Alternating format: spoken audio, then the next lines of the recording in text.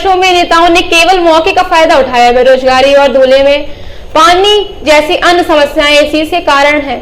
Party के सर्वे में धुले की जनता NCP के पक्ष में है। एनसीपी पार्टी मुख्य अजित दादा ने काम शुरू करने का आदेश दिया। अगर पार्टी ने मौका दिया और जनता जनार्दन का प्यार और आशीर्वाद मिला तो आगामी विधानसभा चुनाव लड़ूंगा, ऐसी बात धुले जिला मराठी पत्रकार संघ ने हॉल में आयोजित प्रेस कॉन्फ्रेंस में सुमित पवार ने कही। आयोजित प्रेस कॉन्फ्रेंस में कही है।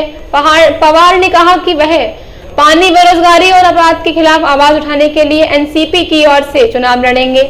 वह धुले शहर की गंभीर जल समस्या का समाधान करेंगे। धुले से जुड़े नए गांवों में स्वास्थ्य सुविधाओं, बुनियादी सुविधाओं के लिए प्रयास करेंगे। शहर के विभिन्न स्थानों में छात्रों को तैयार करेंगे ताकि युवा प्रतियोगी परीक्षाओं के माध्यम से सफलता प्राप्त कर सके। स्वयं सहायता समूह को सरकारी योजनाओं में मदद करेंगे। इस तरह का आश्वासन सुमित पवार ने प्रेस कॉन्फ्रेंस में दिया है। धुले शहर विधानसभा के चुनाव के माध्यम से कई लोगों ने जनप्रतिनिधियों का मौका तो ले लिया है, लेकिन धुले शहर का विकास उतना नहीं हो पाया जितना होना चाहिए।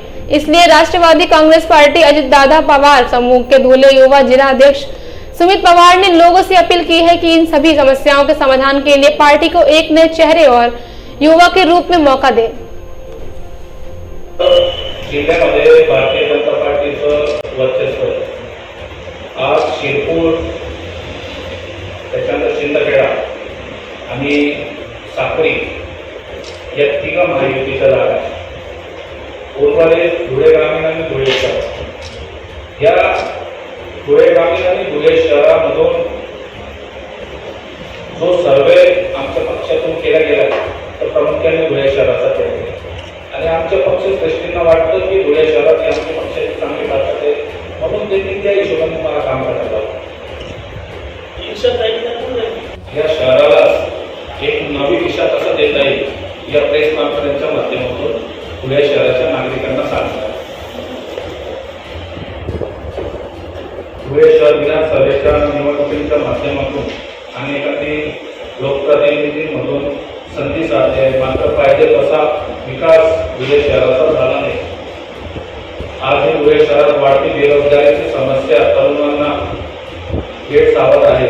शहरात गुन्हेगारी वाढली आहे, सोबतच धुळे शहरात आरोग्य व पिण्याच्या पाण्यासह इतर समस्या आढळून येत आहेत।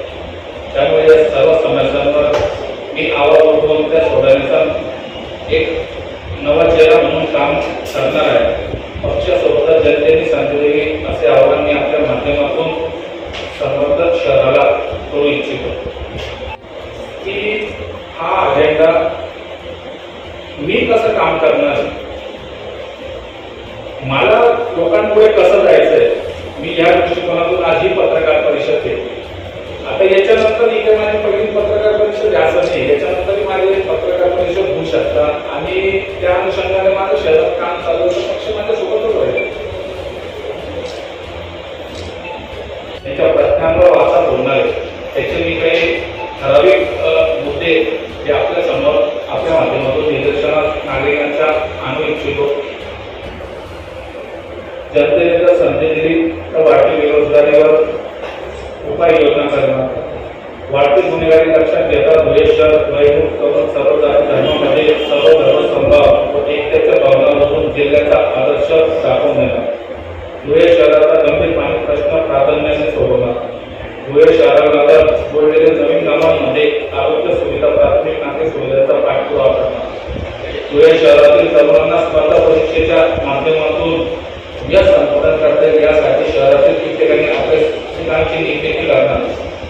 वर्षानुवर्ष महापालिकेतर्फे आकारलेली वाढीव मालमत्ता कर व घरपट्टी विरोधात मी याच्या पहिली आवाज उठवला होता। आताही मी तो विषय हाती घेणार।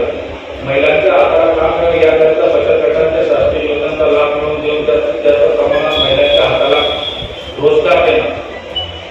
धुळे शहरात उच्च विद्यापीठ व्हावं यासाठी प्रामुख्याने माझा पाठपुरावा असणार आहे। शहरातील तरुणांना व तरुणींना क्रीडा कौशल्यात आपली प्रगती करता येईल यासाठी जिल्हा क्रीडा संकुल विद्या सुविधा उपलब्ध करणार। धुळे शहर कुस्तीची पंढरी म्हणून ओळखले जाते, त्यामुळे या कुस्ती मल्लांसाठी शहरातील विविध शाळांना पुन्हा जीवित करून लोकार्पण करणार। शहरातील मुख्य बाजारपेठ गेट सावधाना रहदारी आरोग्याचा प्रश्न असताना शहरातील भाजीपाला व्यवसाय व अन्य व्यवसायांसाठी व्यावसायिक मार्केटची उभारणी करणं. शहरातील MIDC मध्ये असलेल्या कंपन्यांना चालना देऊन तळागाळातील तरुणांना चांगल्या प्रकारे रोजगार मिळवून देणं, तरुणी व महिलांच्या सुरक्षेसाठी विशेष पाऊल उचलणं यासह मूलभूत सुविधांवर लक्ष दिले जाणं व यासाठी वरिष्ठ स्तरावर पाठपुरावा करून निधी कसा आणता येईल यासाठी माझा प्रयत्न आहे.